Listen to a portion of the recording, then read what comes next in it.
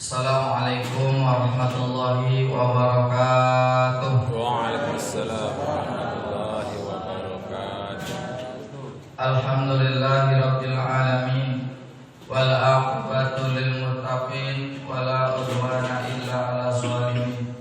Asyhadu an la ilaha illallah wahdahu la syarikalah wa asyhadu anna Muhammadan abduhu wa rasuluhu la nabiyya ba'dah. Wa nusalli wa nusallimu ala sayyidina Muhammad wa ala alihi wa sahbihi wa sallim tasliman katsira amma ba'du. Qala rabbi shrah li sadri wa yassir li amri wahlul 'uqdatam min lisani yafqahu qawli. Qalu subhanaka la ilma lana illa ma 'allamtana innaka antal alimul hakim. Yang sama-sama kita muliakan Imam besar kita Masjid Al-Barakah, yang sama-sama kita hormati pengurus Masjid Al-Barakah beserta jajarannya, orang tua kami, Bapak Ibu hadirin hadirat alim ulama yang insyaallah dimuliakan oleh Allah Tabaraka wa Ta'ala. Kembali bersyukur kita kepada Allah Subhanahu wa Ta'ala atas segala limpah nikmat karunia-Nya dengan melafazkan hamdalah bersama Alhamdulillahirabbil alamin. Berselawat kita kepada Rasul dengan lafaz Allahumma sholli ala Sayyidina Muhammad wa ala ali Sayyidina Muhammad. Assalamu alayka ya Rasulullah. Orang tua kami, Bapak Ibu hadirin hadirat rahimakumullah, pada pagi ini saya akan bahas yaitu Kitabul Fadhaili, kitab menerangkan tentang keutamaan yang kita ambil dari kitab Riyadhus Shalihin. Tentang keutamaan yang pertama yaitu babu fadli qiraatil Quran, bab yang menerangkan tentang keutamaan Al-Quran. Mudah-mudahan setelah kita bahas apa saja keutamaan Al-Quran yang berkaitan dengan Al-Quran, kita semakin dekat dengan Al-Quran. Tiap hari selalu membaca Al-Quran. Mudah-mudahan tak pernah bosan dengan Al-Quran. Allahumma amin. Baik, keutamaan yang pertama, orang yang rajin baca Al-Quran akan mendapatkan syafaat dari Al-Quran. Hadis riwayat Imam Muslim melalui sahabat namanya An Abi Umamah radhiyallahu anhu qol sami'tu Rasulullah sallallahu alaihi wasallam yaqul. Sahabat Abi Umamah ini mendengar Nabi Muhammad bersabda. Apa kata Nabi? Iqra'ul Quran, bacalah oleh kalian Al-Quran. Fa innahu ya'ti yaumal qiyamati, karena sesungguhnya Al-Quran akan datang besok di hari kiamat sebagai apa? Syafi'an, pemberi syafaat, pemberi pertolongan kepada siapa? Li ashabihi, kepada orang-orang yang membacanya. Kalau selama ini sering disampaikan oleh ustaz, buya, kiai, pembawa acara, ayo Bapak Ibu sama-sama kita baca sholawat. Apa di antara tujuannya? Supaya bisa mendapatkan syafaat Nabi. Tapi ternyata yang bisa memberikan syafaat itu tidak hanya Nabi Muhammad, ternyata Al-Quran pun juga bisa memberikan syafaat. Syaratnya apa? Kita mau rajin baca Al-Quran. Kalau tak ada baca Al-Quran, lalu bagaimana mungkin Al-Quran bisa memberikan syafaat? Makanya orang yang paham hadis ini, ayah bunda, itu baca Quran semangat. Ulama-ulama dulu kalau baca Quran itu luar biasa. Apa mereka begitu semangat membaca Al-Quran? Karena orang yang rajin baca Al-Quran, maka besok akan mendapatkan syafaat di hari kiamat. Siapa memberikan syafaat? Adalah Al-Quran. Imam Syafi'i disebutkan dalam kitab Fawaidul Mukhtarah, ternyata di dalam bulan suci Ramadan karena Imam Syafi'i yukhtimul Qur'ana sittina maratan. Imam Syafi'i itu kalau membaca Al-Quran di bulan suci Ramadan, maka mengkhatamkannya sebanyak 60 kali. Subhanallah. Kalau kita di bulan suci Ramadan berapa kali ya Bun? Ada Ustaz. Ada Pak ya, alhamdulillah. Tak bisa sebanyak itu sekali jadilah Pak ya.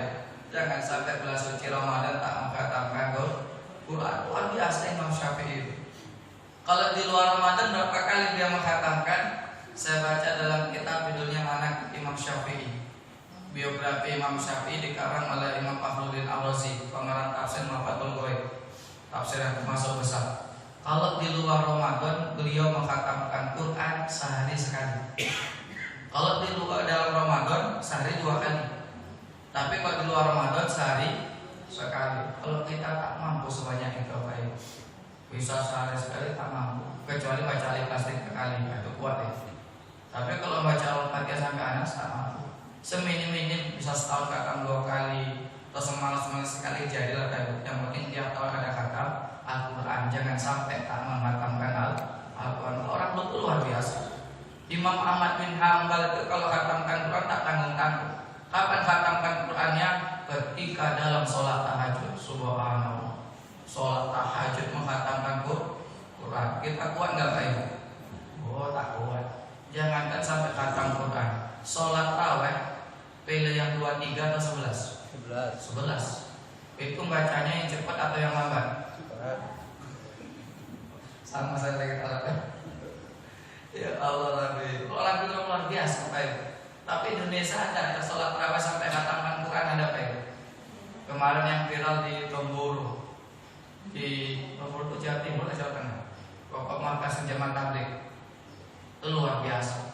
Khatam Quran sholat isya, mulai sholat raweh mulai jam 8 sampai menjelang subuh khatam. Tapi imamnya hafal Al-Quran, al-hafiz, makmumnya pun juga hafal Quran. Kalau cuma imamnya yang hafal Quran, yang hafalannya banyak, makmumnya tak banyak, dibikin bacaan yang panjang, apa yang terjadi? Maka imamnya khusyuk dengan bacaannya, makmumnya pun khusyuk dengan hayalannya. Itu masalahnya. Semakin panjang bacaan imam, maka semakin panjang makmumnya. Kan ya Pak Ibu ya, Allah ya Allah. Itu yang masalahnya. Makanya saya senang kalau sekolahnya tak panjang-panjang gitu. Perasaan saya Pak Ibu, dulu saya pernah juga jadi goreng 5 tahun di musola. Itu kan baca panjang dia tenang gitu. Tapi setelah saya jadi makmum, apalagi kalau saya ada jadwal buru-buru atau mendadak kegiatan yang buru-buru, kalau makmumnya imamnya lama kali, ya Allah kapan selesai? Ternyata sebenarnya sunnahnya tuh kalau sholat berjamaah aku lah panjang-panjang, tapi kalau sendirian lah buat panjang. Imam sekarang enggak sholat sendiri cepat, kalau berjamaah begitu dia masalah. Ya Allah ya Rabbi. Orang tua kami Bapak Ibu insya Allah dimuliakan oleh Allah Taala. Jadi orang itu luar biasa orang dulu, mengatakan Quran dalam sholat, tiap hari baca Quran. Kenapa bisa demikian? Karena paham orang yang rajin baca Al-Quran maka akan mendapatkan syafaat dari Al-Quran. Ustaz itu kan orang Arab. Apakah orang Indonesia ada yang bisa Ustaz? Bisa ya Bapak Ibu. Saya ingat kisahnya Buya Hamka, Haji Abdul Malik Karim Amrullah. Ketika di penjara kurang lebih 2 atau 2 bulan, apa yang dia lakukan dalam penjara? Ternyata mengkhatamkan Quran sebanyak 150 kali. Allah.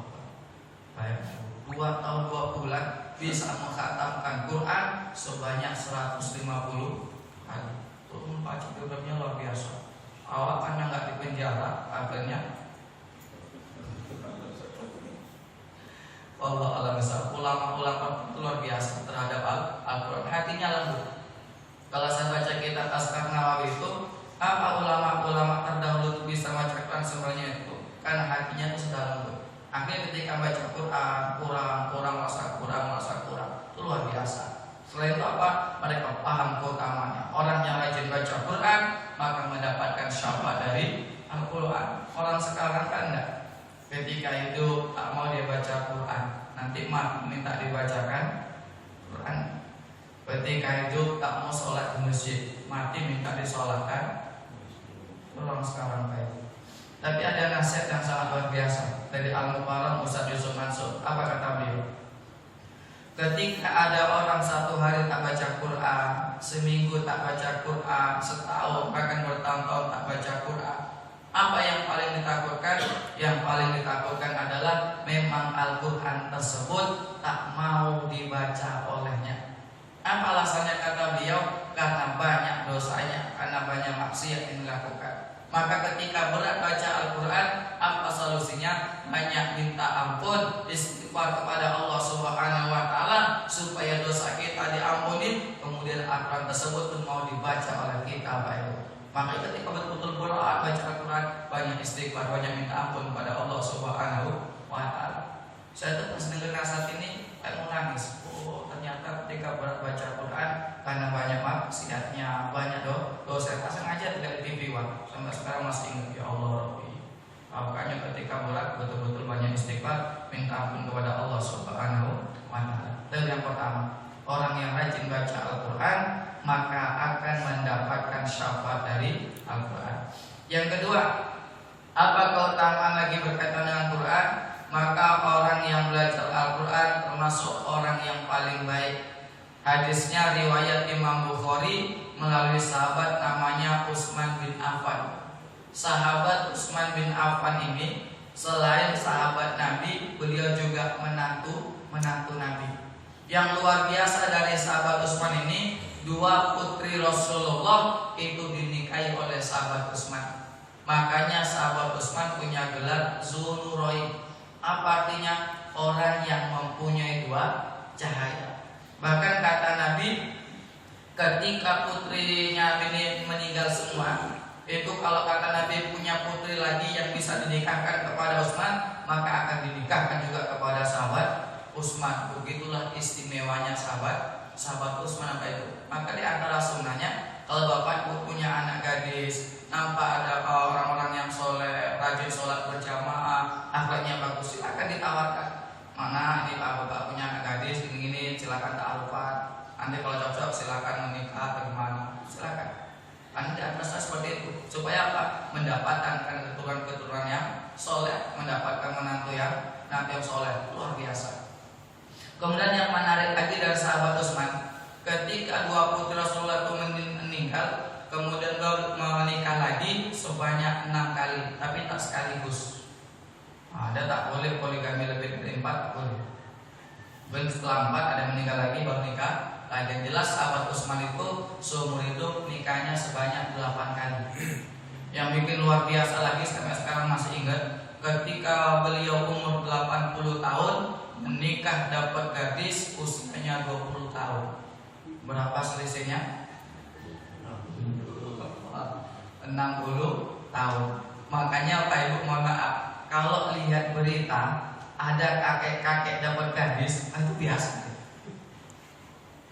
Karena memang kalau laki-laki ini kebanyakan mulai dari ngerti perempuan sampai tua itu seleranya satu. Pasti yang dicari, paham Pak Ibu ya? Ini mohon maaf, sejak ngerti perempuan pasti seleranya sama, cari yang cantik segala macam. Kalau wanita dia beda. Kalau umur 20-an tahun cari yang ganteng, 30-an cari yang mapan, 40-an cari yang setia. Tapi kalau laki-laki sama dia sekarang. Makanya kalau ada berita kakek-kakek dapat gadis itu biasa.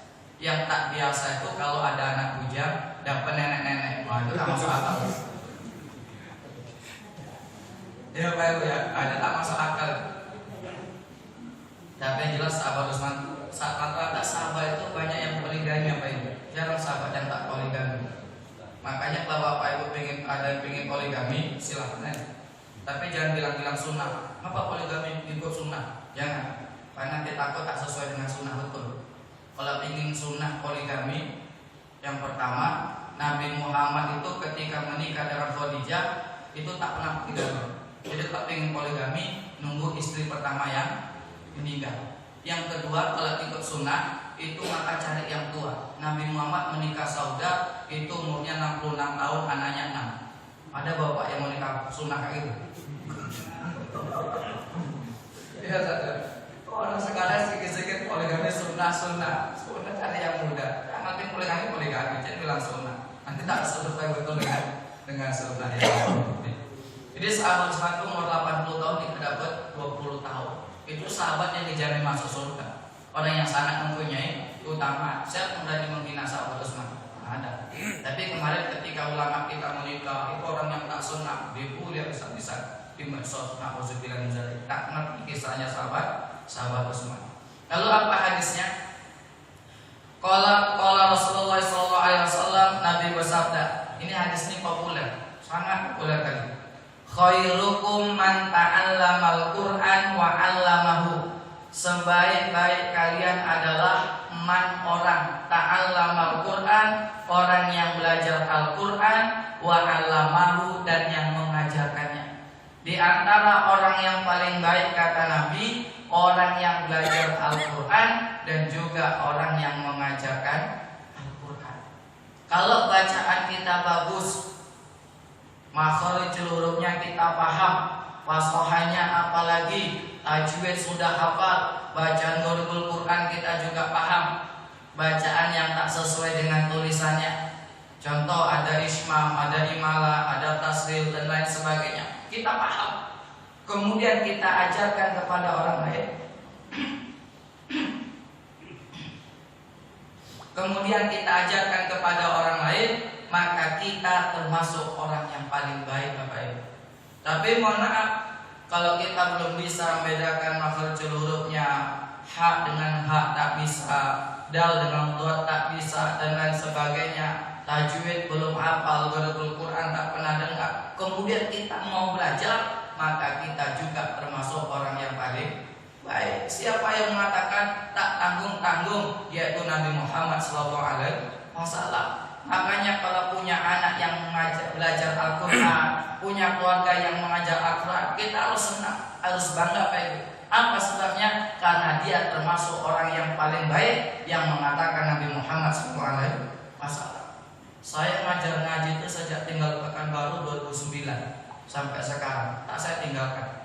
Pokoknya kalau nggak ada wirid ngajar ngaji, kalau nggak wirid ngajar ngaji. Kalau ada ngajar ngaji, Pak izin nanti ganti hari lain, wirid dulu. Ada dia kalau ngajar ngaji bulanan, wirid cash dia. Nggak canda Pak Ibu. Saya senang, perasaan saya walaupun tak banyak, dia berkah Pak Ibu. Nanti setiap kita butuh sesuatu ada jalannya, luar biasa keberkahan dari ngajar ngaji. Cuma saya ngajar ngaji ke sekarang dapat dua, saya simpulkan pengalaman saya sangat luar biasa. Bedanya ngajar anak orang kaya sama anak orang belum kaya itu beda Pak Ibu. Ini betul. Apa bedanya Ustaz? Kalau anak orang belum kaya itu kalau ngajar enak, baca, jangan ribut, tak ribut, hafalkan, enak. Kalau ngajar ngaji enak. Cuma kalau awal bulan sabar, itu anak orang belum kaya. Kalau orang kaya lain, awak datang kadang masih nangis, awak datang belum mandi, tunggu bentar saja mandi bentar. Ya. Nanti awak datang, Ustaz jangan lama-lama Ustaz, kami mau tidur hotel. Waktu ngajar sabar. Tapi kalau awal bulan, alhamdulillah.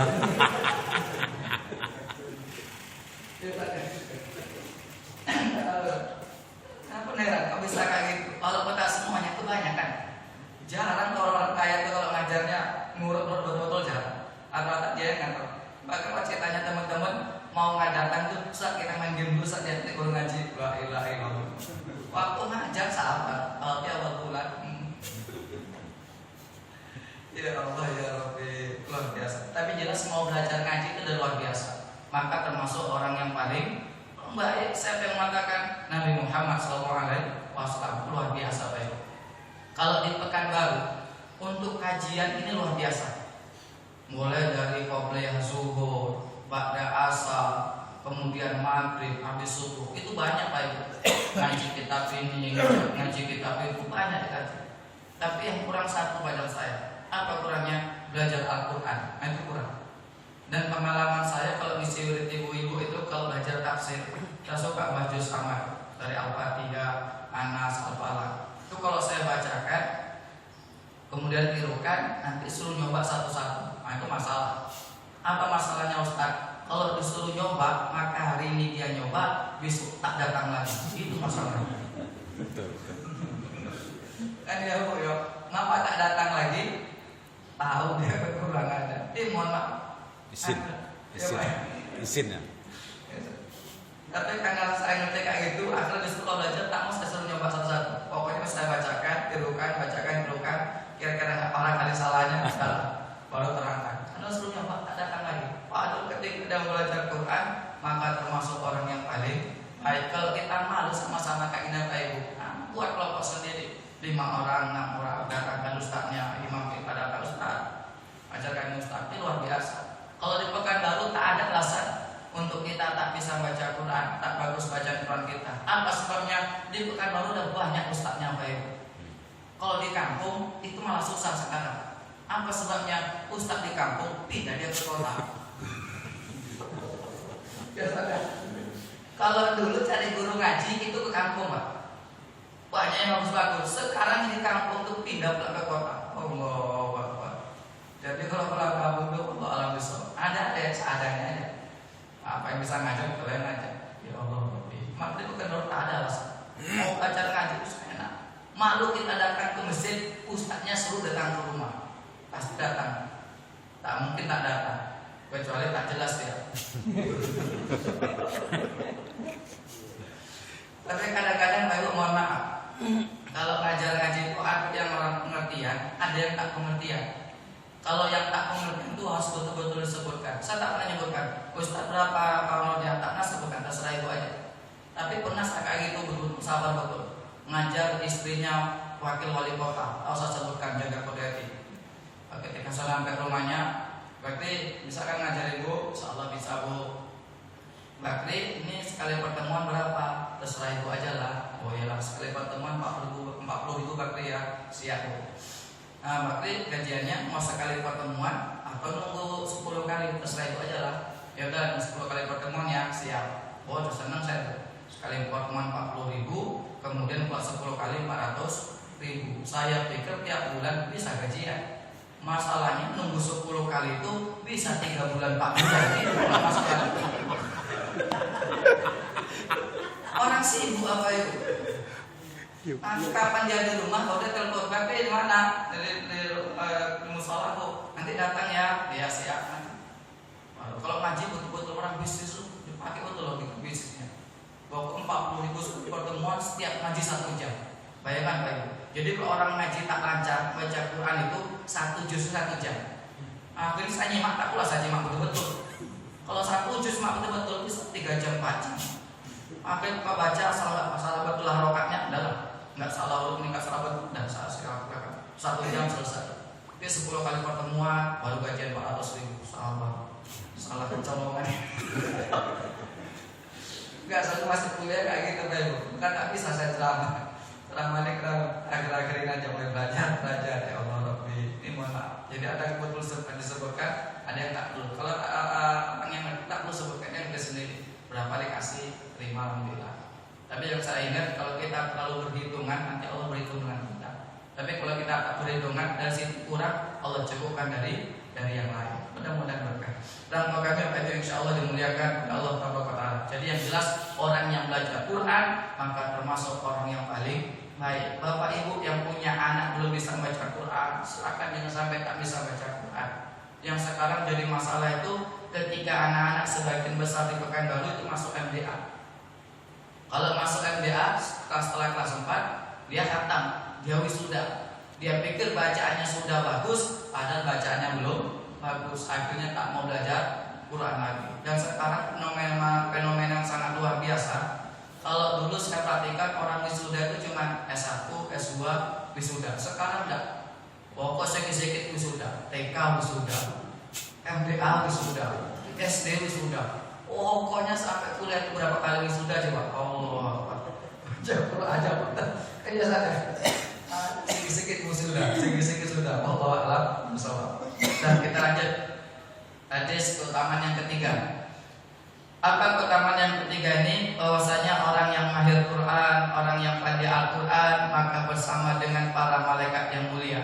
Hadisnya nggak tanggung-tanggung, riwayat muttafaqun alaihi. Hadis riwayat Imam Bukhari dan juga Imam Muslim. Supaya tak lupa, kalau hadis riwayat Imam Bukhari dan juga riwayat Imam Muslim maka disebut muttafaqun alaihi, disepakati kesohihannya oleh Imam Bukhari dan juga Imam Muslim. Karena ada hadis diriwayatkan oleh Imam Bukhari tidak oleh Imam Muslim, atau sebaliknya diriwayatkan oleh Imam Muslim tidak oleh Imam Bukhari. Ada hadis riwayat Imam Bukhari, riwayat Imam Muslim, maka disebut muttafaqun alaihi.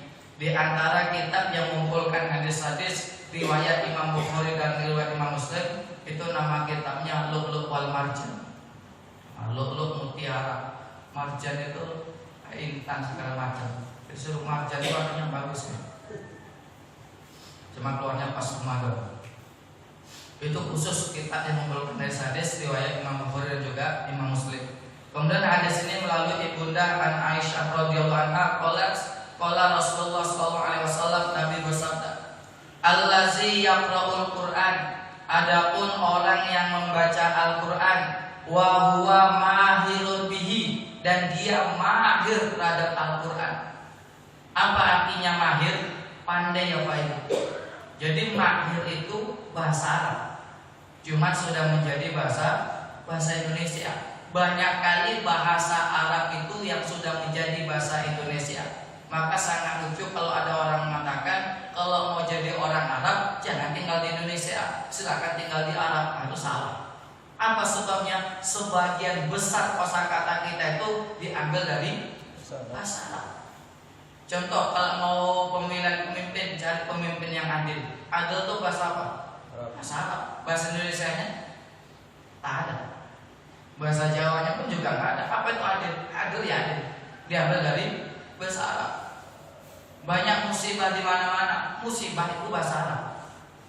Disuruh bersabar, sabar juga bahasa Arab. Banyak kenikmatan itu bahasa Arab.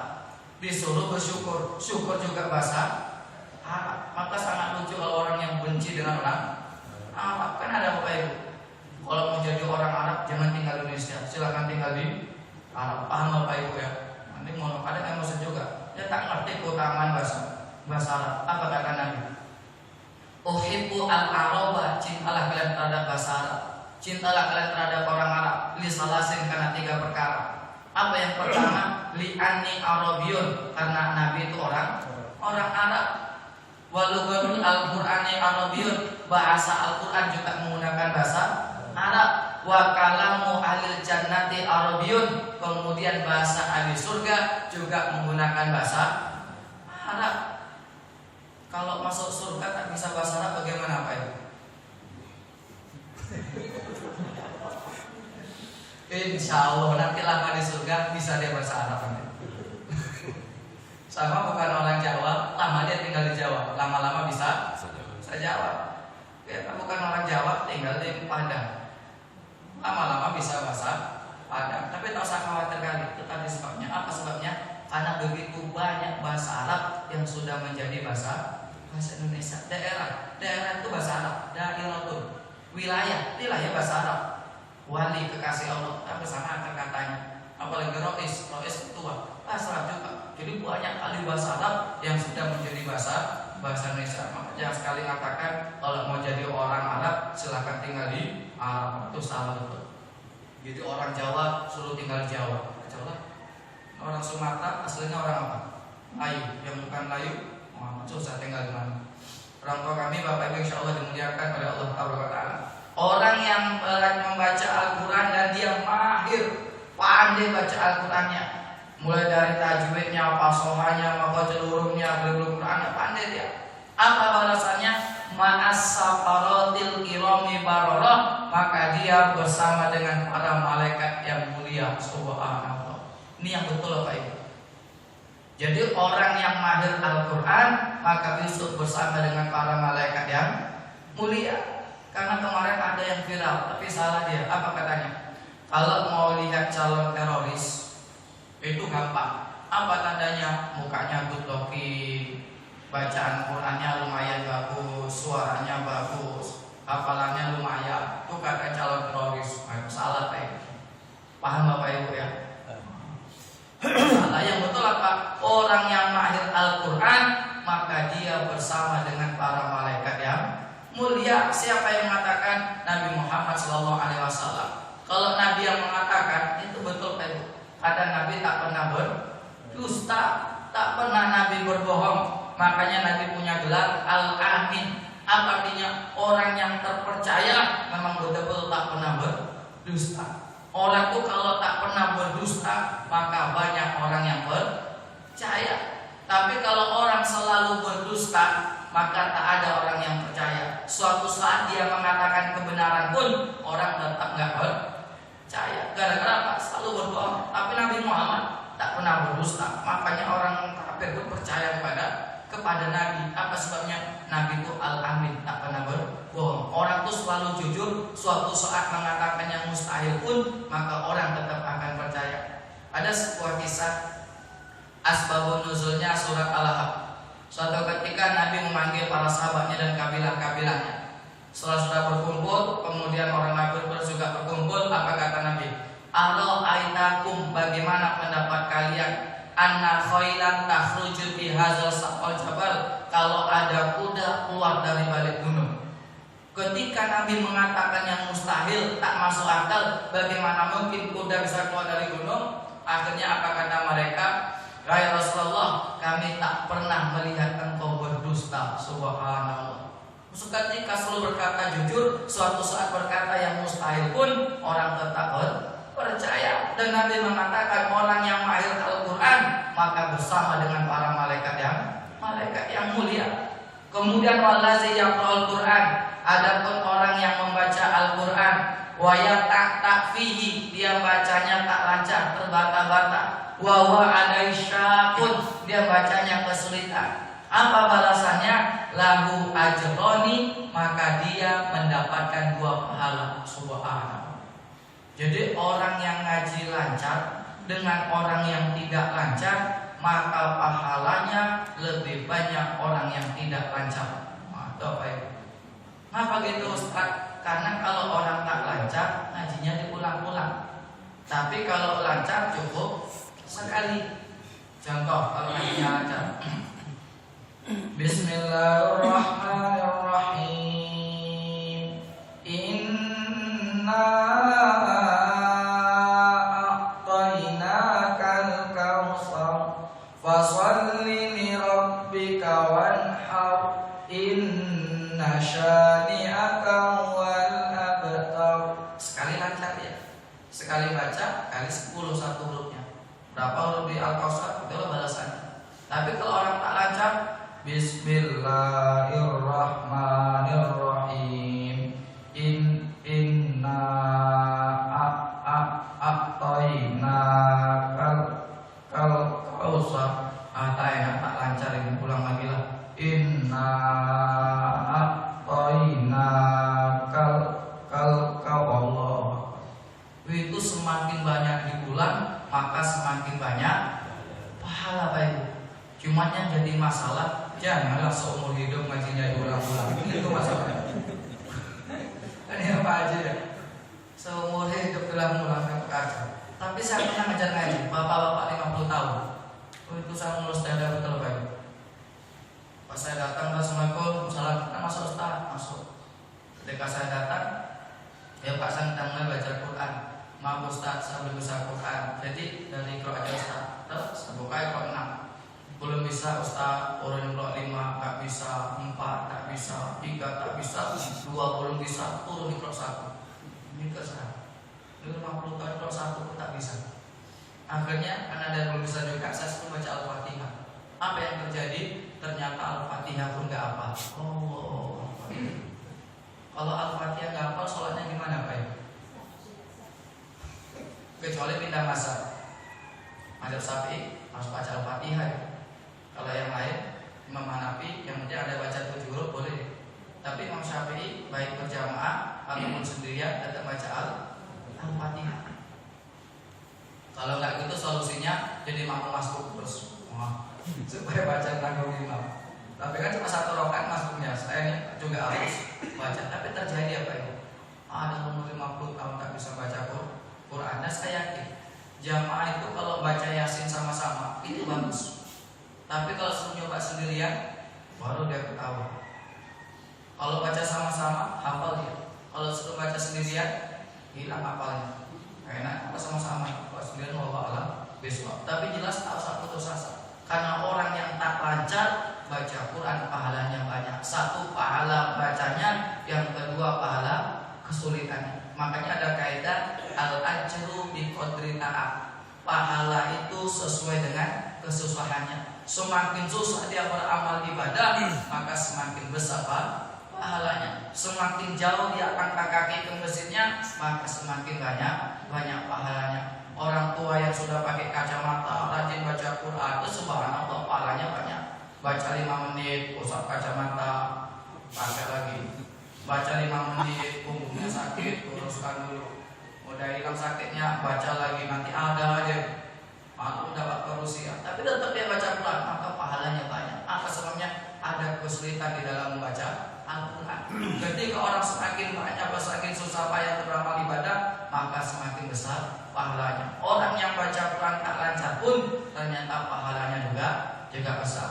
Kemudian yang keempat, apa keutamannya lagi? Maka orang yang paham Quran derajatnya akan diangkat oleh Allah Subhanahu wa taala. Hadisnya riwayat Imam Muslim melalui sahabat An Umar bin Khattab radhiyallahu anhu, anna Nabiya sallallahu alaihi wasallam qala, Nabi bersabda, innallaha, sesungguhnya Allah taala, yarfa'u bihadzal kitabi, mengangkat Al-Qur'an ini, aqwaman terhadap kaum-kaum, wa yadha'u bi akharin, dan merendahkan yang lain. Apa maksudnya? Orang yang paham Al-Quran, orang yang dekat dengan Al-Quran, maka derajatnya diangkat oleh Allah Subhanahu wa taala dibandingkan dengan yang lain. Betapa banyak orang-orang yang fisiknya kurang, tapi karena dekat dengan Al-Quran, mahir dengan Al-Quran, bahkan hafal dengan Al-Quran, maka derajatnya diangkat oleh Allah Subhanahu wa taala. Saya pernah lihat Hafiz Sili itu sangat agung, namanya Najah. Najah itu terkena kanker otak.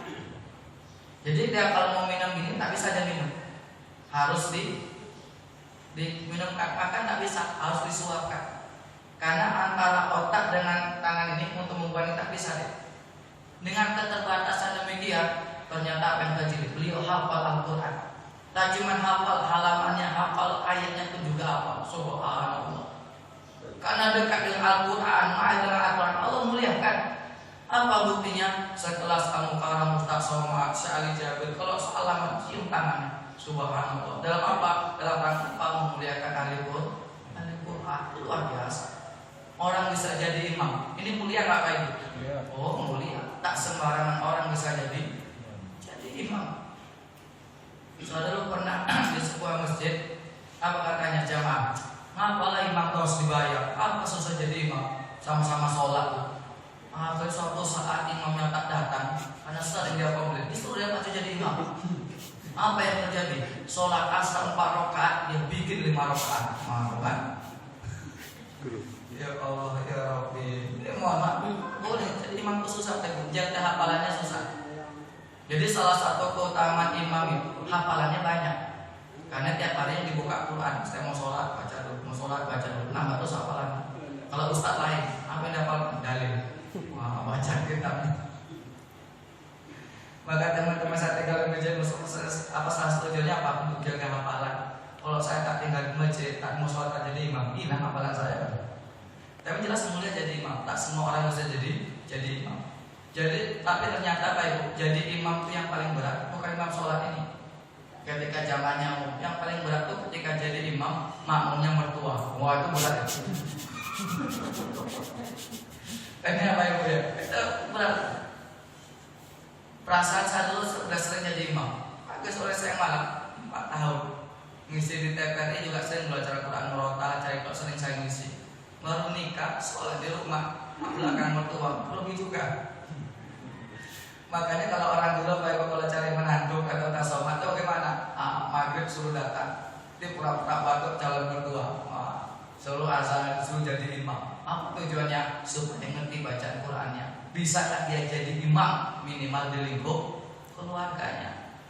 Yang merasakan luar biasa lagi kalau bapak cari menantu, cari yang bisa bangun subuh di masjid.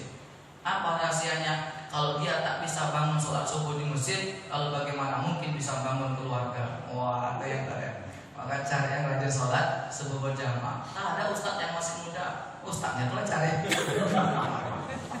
yang belum nikah sana. Sudah nikah tak boleh kan? Orang kami yang insya Allah dimuliakan oleh Allah Taala. Tapi yakinlah, ketika orang dekat dengan Al-Quran itu pasti dimuliakan oleh Allah Subhanahu wa Ta'ala. Tak bisa di lingkup yang besar, di lingkup tempat dia tinggal, dimuliakan.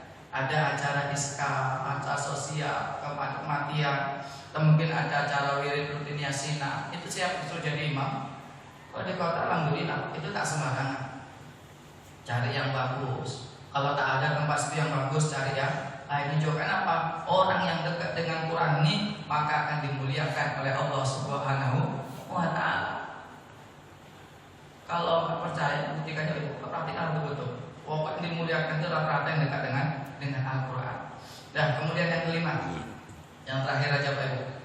Mbak Solon lagi suruh. Apa keutamaannya? Hadis riwayat muttafaqun alaih, riwayat Imam Bukhari dan juga Imam Muslim. Ternyata kita tak boleh hasad kecuali kepada orang yang mahir Al-Quran. Hasad itu dilarang, tapi ada yang dibolehkan. Kepada siapa? Yaitu orang-orang yang mahir dengan Al-Quran. Hadisnya riwayat muttafaqun alaih melalui sahabat namanya Ibnu Umar radhiyallahu anhu, Nabi sallallahu alaihi wasallam, Nabi bersabda, la hasada illa bisnataini. Tak boleh hasad, tak boleh iri kecuali dua perkara. Kita ingat apa Ibu? Hasad itu sangat bahaya. Tapi ada yang diperbolehkan. Tapi ingat supaya paham kita di sini, hasad dibagi dua. Ada hasad hakiki, ada hasad majazi. Apa itu hasad hakiki? Kalau bahasanya Imam Al-Ghazali, karahiyatun nikmah ala mun'am alaih. Dia tak senang melihat orang lain mendapatkan kenikmatan. Wa hubbu lisawaliha, kemudian dia berusaha bagaimana caranya supaya kenikmatan yang ada pada orang tersebut itu hilang atau pindah kepada dirinya sendiri. Bahasa yang mudah kita pahami SMS, senang melihat orang susah, susah melihat orang senang. Itu hasad yang hakiki. Itu betul-betul dilarang karena bahaya. Apa bahayanya hasad hakiki? Yang pertama, maka dia ketika jumpa orang lain, bertemu dengan tetangga kanan kiri, maka dia tak bisa memuji orang lain. Ketika melihat orang lain, itu yang nampak cuman salahnya, yang nampak cuman kurangnya. Itu aja, tak bisa melihat kelebihan orang lain. Ketika tak bisa memuji orang lain, itu yakinlah punya penyakit hasad. Contoh, ada kakek nenek kalau jalan gandengan tangan, itu kan luar biasa Pak Ibu. Ada kakek nenek jalan kemana-mana gandengan tangan. Bapak Ibu ada yang gandengan tangan? Oh tangan. Ke belakang. Ada Pak Ibu. Ustaz bagaimana? Gandengan tangan. Tapi kalau kamu, kalau enggak. Kalau kamu aja digandeng tangan Ustaz. Iya. Kalau digandeng tangan hanya yang diambil. Ya Pak ya, terus agak betul-betul. Kan kalau ada orang gandeng tangan kakek nenek itu luar biasa. Orang kalau tak punya penyakit hasad, apa yang keluar dari lisannya? Subhanallah, kakek nenek itu betul-betul romantis sampai tua pun masih gandengan tangan. Itu orang tak punya penyakit hasad. Kalau punya, ada aja kurangnya. Memang betul kakek nenek itu romantis, tapi sayang tak punya cucu. Ada kurangnya. Ada orang bangun rumah besar, bagus. Orang kalau nggak punya penyakit hasad, subhanallah, bagus betul rumah bapak itu. Kapan yang bisa bangun kayak gitu?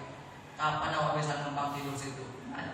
Tapi kalau punya penyakit hasad, tampak aja kurangnya. Memang betul rumah bapak itu bagus, tapi sayang. Apa? Tak ada halaman. Apa aja kurang? Kalau aku yakin lah, kalau kita mau cari kesalahan orang lain, pasti ada. Tak mungkin orang tak punya kesalahan, pasti ada kekurangannya. Orang itu lihat kelebihan dan kekurangannya, pasti ada. Ada kelebihan, ada kekurangan. Orang tak punya penyakit hasad, lihat kelebihannya. Tapi kalau punya penyakit hasad, lihat kekurangannya. Ustaz Somad, ada nggak kelebihannya? Banyak. Kekurangannya, kalau bagi Kak Somad, banyak juga katanya. Apa kata orang tak suka? Ustaz Somad itu UAS, Ustaz ahli subhan katanya. Ya Allah, ya Rabbi. Kayak Bapak Ibu, kan dalam kemarin tuh dari Sulawesi. Sekarang ini banyak Ustaz ahli subhan, disingkat UAS. Allah, saya sakit hati juga bilang kayak gitu. Dosen awak gitu kan. Untung orangnya nggak di sini. Kalau di sini, tambah kita ya Allah. Tapi kalau orang punya penyakit hasad, itu kurangnya orang lain. Begitu banyak sunnah yang dia kerjakan, cuma satu nggak dia kerjakan, jenggotnya tak keluar. Ustaz apa itu betul, bagus sunnahnya. Tapi ada yang kurang apa? Jenggotnya tak ada. Ada aja kurang. Ada memang tak keluar jenggotnya. Allah, dia selalu mencari kesalahan orang lain, kekurangan orang lain. Yakin ada penyakit hasad. Yang kedua, orang kalau punya penyakit hasad itu terkena penyakit insomnia. Apa itu insomnia? Tak bisa tidur.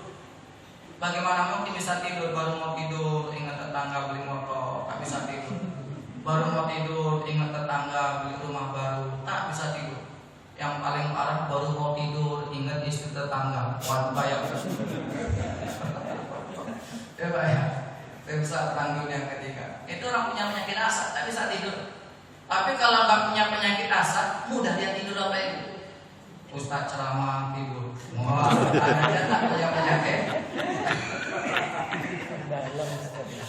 Ya bayang. Tanya saat ceramah tak boleh marah, sakit hati. Dan itu saya senang. Apa tandanya? Berarti jamaahnya hatinya bersih, nggak punya penyakit. Iya Pak Haji. Apalagi hari Jumat itu, tak boleh marah. Marah-marah hatinya bersih, tak punya penyakit, mudah ada tidur. Dan saya punya kawan kayak gitu, suka ada tidur. Pokoknya kalau kuliah tak mau ada duduk depan, pasti di belakang. Setiap dosen ragu pasti tidur. Siapa tak marah, berarti hatinya bersih, nggak punya penyakit. Sampai tak punya penyakit asam, tak penyakit nggak ada. Sampai di mall pun lucu deh. Baca buku di mall kata dia, tidur dia. Ya Allah, nikmatnya luar biasa. Tapi jelas tidur tuh nikmat apa ya? Nikmatnya besar. Kalau bahasa Qurannya waja'alnakum naumakum subata. Allah jadikan tidur itu istirahat yang sangat luar biasa. Kalau nggak percaya kita buktikan lagi. Orang sakit itu sembuhnya gara-gara minum obat atau tidur? Tidur. Minum obat kalau nggak tidur tak sembuh, karena minum obat bisa tidur akhirnya sembuh. Jadi tidur luar biasa dan tidur santai aja. Itu sedang mendapatkan nikmat yang besar, luar biasa. Yang ketiga, apa bahayanya hasad? Yang ketiga adalah hilang semua amal ibadah yang kita lakukan apa itu. Begitu berat beramal ibadah, tapi kau punya penyakit hasad, maka melayang amal ibadah yang kita lakukan. Hadisnya sering kita dengar, apa kata Nabi? Diyakum wal hasada, takutlah kalian terhadap yang namanya hasad. Apa sebabnya? Fa inna hasada yakulul hasanat, karena sesungguhnya hasad memakan kebaikan, kama takul narul hatab, sebagaimana api memakan kayu bakar. Begitu banyak kayu bakar ditumpuk, kalau dikasih api maka akan habis. Jangankan kayu bakar yang kering, yang basah pun kalau dikasih api juga akan habis. Yang menariknya lagi apa Ibu? Nabi Muhammad itu mengatakan di Arab, bukan di Indonesia. Kalau di Indonesia ada istimewanya. Apa sebabnya? Batang ubi dilempar, hidup dia. Tanah tak perlu ditanami, mudah penuh dia sendiri dengan tak rumput. Tapi kalau di Arab orang menanam satu pohon, ada satu pekan yang mengakhiri. Apa maksudnya? Beramal ibadah itu berat. Ketika sudah dipaksa beramal ibadah, numpuk ini pahalanya, tapi gara-gara punya penyakit hasad, melayang amal ibadah yang kita lakukan. Contoh, sholat 5 waktu. Kira-kira yang paling berat sholat apa Pak Ibu? Subuh. Terus apa lagi? Isya. Terus asar. Terus itu semua itu. Sebenarnya Pak Ibu, yang berat itu bukan sholat subuh, bukan isya, bukan asar, bukan. Apa yang berat? Sholat berjamaah. Orang tak sholat subuh di masjid, sholat gak di rumah? Sholat. Tak sholat isya di rumah, di masjid, sholat gak di rumah? Sholat. Berarti yang berat sholat. Betul Pak Ibu? Yang berat bukan sholat subuhnya, tidak, yang berat berjamaahnya. Baca Quran, oh berat Bapak Ibu. Ketika dipaksa baca Quran, banyak pahala baca Quran, tapi gara-gara punya penyakit hasad, maka melayang amal ibadah kita lakukan. Lalu bagaimana caranya untuk menghindari penyakit hasad ini?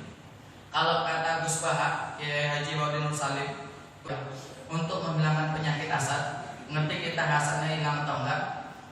Kalau kita hasad kepada orang, maka kita doakan orang tersebut. Kalau kita sanggup mendoakan orang tersebut, mudah-mudahan hasad yang dalam diri kita itu hilang. Umpamanya kita hasad pada orang karena jabatannya tinggi, kita doakan mudah-mudahan apa itu jabatannya tambah tinggi, panjang umurnya, sehat badannya, berkah umurnya. Kalau bisa seperti itu, subhanallah, mudah-mudahan hasad itu hilang dari dirinya. Kalau terhadap Dr. Mustafa Umar, itu suruh banyak sedekah.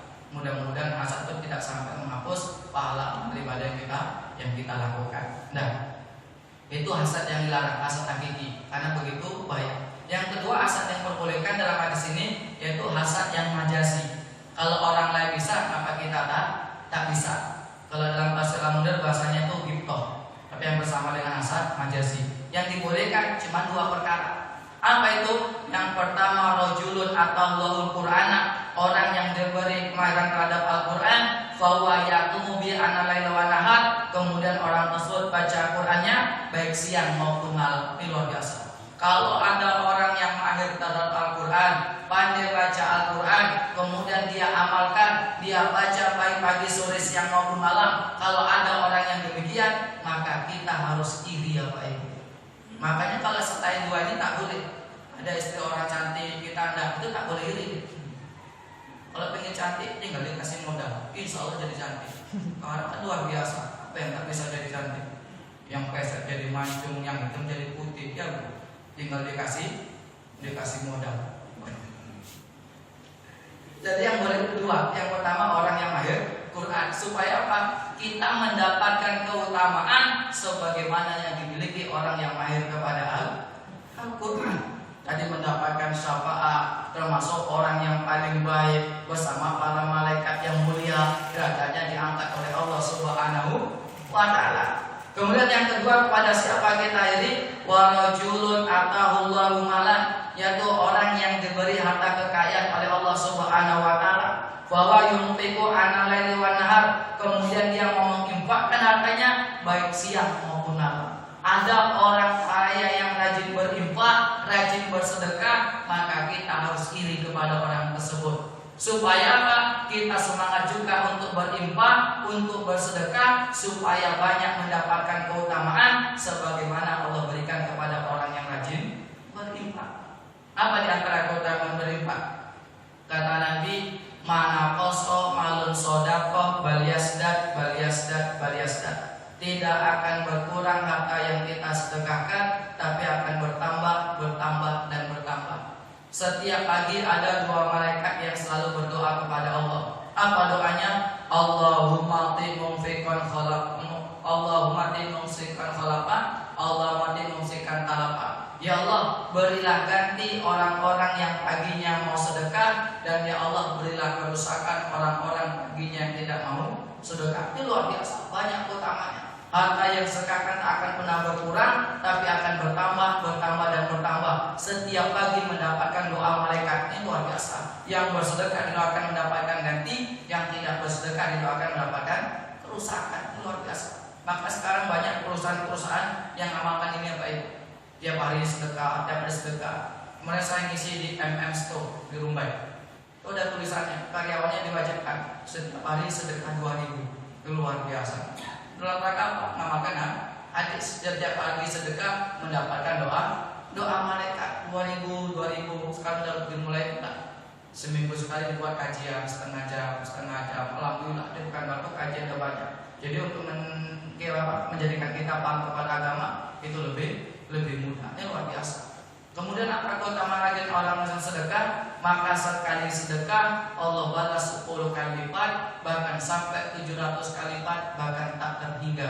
Yakinlah, sekali sedekah seminim-minimnya Allah balas 10 kali lipat, bahkan sampai 700 kali lipat. Saya yakin apa Ibu sering alami, tapi kadang-kadang tak ingat, kadang-kadang tak sadar. Ustaz bagaimana? Samanya kadang-kadang ngalamin itu, kadang-kadang enggak. Suatu ketika saya ngisi tetap di Jalan Riau. Ternyata sampai sana ustaznya ada 2. Satu saya dan satu lagi besar. Saya ustaz kecil dan satu ustaz besar. Akhirnya ketika ceramah teman tadi yang maju. Saya tak pulang. Saya dengarkan ceramah habis maghrib. Biasanya ustaz kalau bentrok dia tak ceramah pulang dia. Banyak saya dengarkan. Ketika kota Ipak lewat, saya masuk uang 5.000 ke kota Ipak. Selesai ceramah, sholat isya, kemudian saya mau pulang dipanggil pengurus. Ustaz, tunggu bentar Ustaz, ini ada uang minyak buat Ustaz. Nggak usah lah Pak, saya kan tak ceramah. Nggak apa-apa Pak Ustaz, nggak ada doa tolak rezeki. Kan biasanya gitu Pak ya. Ustaz tuh bikin ceramah, tak jadi dia ceramah. Pulangnya nggak bawa amal amplop. Allah. Karena dikasih saya dimasukkan Pak. Udah gitu baru bilang Ustaz, mohon maaf, di sini ustaznya 2 maka jadwalnya berubah. Kan Ustaz minggu ke-5 akan datang, Ustaz nggak datang. Oh ya kayak gitu Pak, insyaallah besok saya datang. Pulang. Pas di jalan saya penasaran berapa dikasih uang minyak sama pengurus ini. Lalu saya tengok isinya 20.000. Mikir saya, Pak saya tadi impak 5.000, bukan 2.000. Kalau impak 2.000 balasannya 20.000. Kalau 5.000 kali 10 balasannya 50.000. Ayatnya sama, manja bila sanati walahu asyru amsalih. Sekali sedekah Allah balas 10 kali lipat. Ini yang salah pengurus atau ayat? Ini betul lagi. Nah, saya yakin ini tak mungkin ayat yang salah. Pasti pengurus ya. Salah. Gak lama kemudian HP saya bunyi. Ustaz di mana? Di jalan Kak. Tolong ke rumah saya Ustaz. Ada apa-apa penting nih Ustaz. Tolonglah Ustaz. Lalu saya balik. Saya cari rumahnya ketemu. Ketika ketemu, Ustaz mana uang yang saya kasih tadi Pak Ustaz? Dalam hati saya, kok bukan ditambah malah diminta. Akhirnya saya kasihkan. Kalau dia bilang, Ustaz mohon maaf. Jadi saya salah ngasih Pak Ustaz. Ini yang betul Ustaz. Masukkan. Nah gitu kita nulis setengah jam pulang sampai pom bensin mau ngisi minyak. Saya tengok berapa kasih pengurus. Saya tengok isinya 50.000. Baru saya katakan ini yang betul. Nah mungkin Allah kan ini kan janji. Tapi saya nyesel kenapa tadi 45.000. Coba 10.000 pasti uang minyaknya 100. Karena kalau Allah yang berjanji innaka la tuhibbul mi'ad, Allah tak pernah ingkar janji. Beda dengan manusia, semakin banyak berjanji semakin banyak ya Allah Rabbi. Bagaimana insyaallah dimuliakan oleh Allah Taala. Jadi pada orang kaya rajin berinfak, maka kita harus iri supaya apa? Mendapatkan keutamaan juga sebagaimana diberikan kepada orang-orang yang dermawan. Itulah kajian kita subuh ini. Mudah-mudahan bisa bermanfaat khususnya bagi kami sendiri dan bagi kita semuanya. Wassalamualaikum